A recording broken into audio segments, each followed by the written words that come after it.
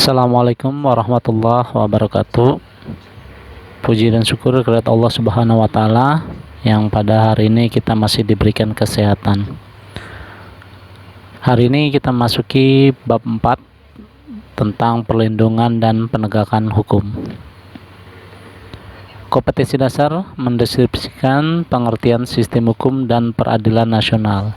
Indikatornya adalah mendeskripsikan pengertian hukum, menentukan macam-macam penggolongan hukum, mendeskripsikan pengertian dan dasar hukum lembaga peradilan nasional.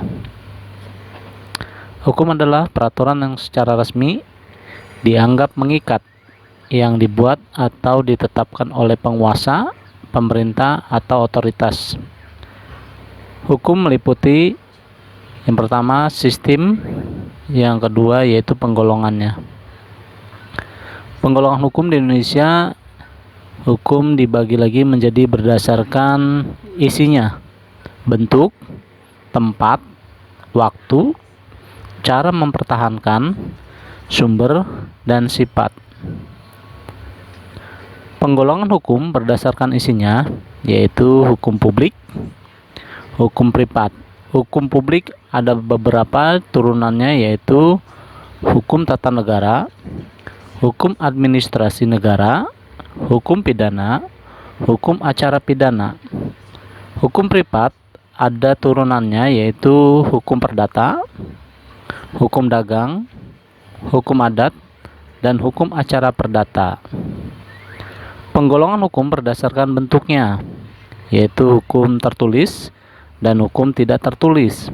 Yang pertama hukum tertulis yaitu hukum yang terkodifikasi. Terkodifikasi adalah pengumpulan hukum-hukum di wilayah tertentu untuk menghasilkan sebuah kitab undang-undang. Yang kedua yaitu hukum yang tidak terkodifikasi. Hukum yang tidak tertulis yaitu yang pertama hukum adat. Yang kedua hukum yang bersifat kebiasaan, yaitu tentang kesehari-harian kita nih, kebiasaan.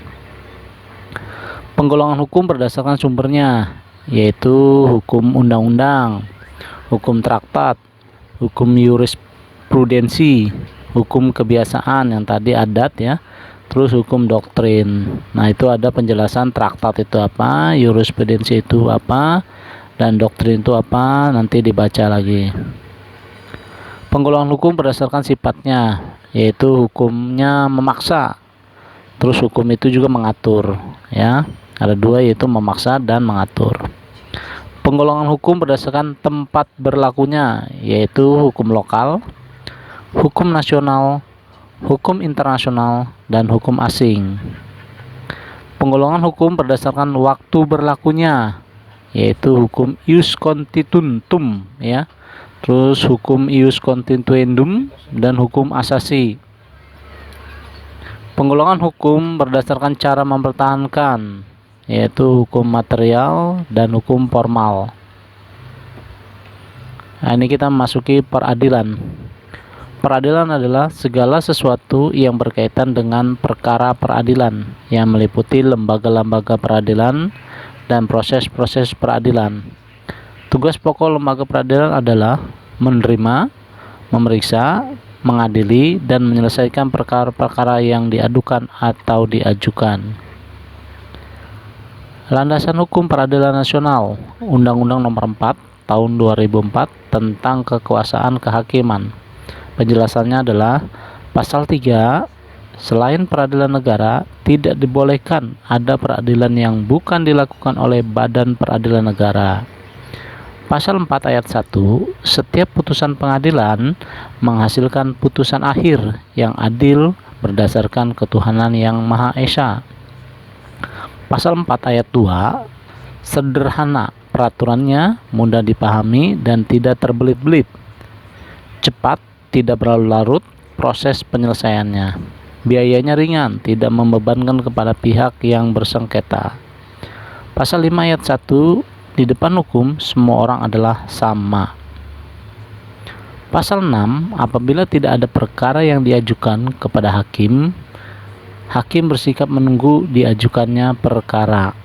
Pasal 16, pengadilan wajib menemukan hukum dengan jalan memahami nilai hukum yang ada di masyarakat. Pasal 17 ayat 1, satu hakim ketua dan 2 hakim anggota. Pasal 19, sidang terbuka untuk umum, social control. Pasal 29 ayat 1 dan 2, hak ingkar, yaitu hak seseorang yang diadili untuk mengajukan keberatan yang disertai dengan alasan terhadap seorang hakim yang akan atau sedang mengadili perkaranya. Pasal 29 ayat 3 dan 4, semenda, yaitu hubungan keluarga akibat perkawinan. Sampai hari ini saya rasa Bapak cukup. Untuk pertemuan selanjutnya yaitu tentang peranan lembaga-lembaga peradilan. Terima kasih, sampai ketemu lagi minggu depan. Assalamualaikum warahmatullahi wabarakatuh.